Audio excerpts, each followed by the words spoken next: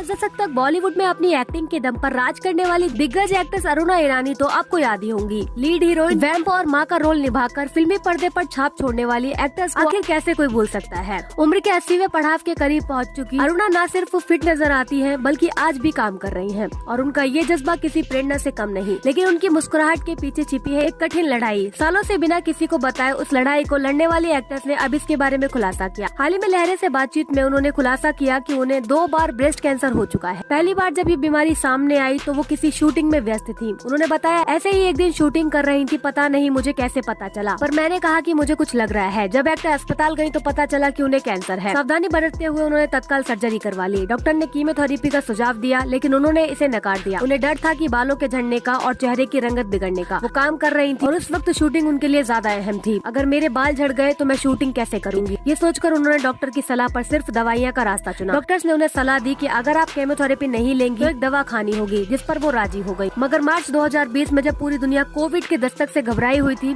उसी वक्त उनके जीवन में कैंसर की वापसी हुई। इस बार अरुणा ईरानी ने अपने फैसले से पीछे हटने का फैसला नहीं किया और कीमोथेरेपी का भी सहारा लिया। उन्होंने कहा कि मेरी ही गलती थी, क्योंकि पहले मैंने कीमोथेरेपी नहीं ली। इस बार मैंने उसे अपनाया। अब हालत बदल चुके थे। कीमोथेरेपी तकनीकी रूप से बेहतर हो चुकी थी। बाल थोड़े बहुत झड़ते थे, लेकिन जल्दी वापस भी आ जाते थे। इस बार उन्होंने हर सलाह मानी, हर दर्द सहा और कैंसर को फिर से मात। सिर्फ कैंसर ही नहीं, एक्ट्रेस को डायबिटीज से भी जूझना पड़ा, जिसके चलते उनकी दोनों किडनियां फेल हो गई थी। डॉक्टरों ने उन्हें चेतावनी दी थी। अस्पताल में भी उन्हें भर्ती रहना पड़ा, लेकिन वो किसी प्रोसीजर से नहीं गुजरी।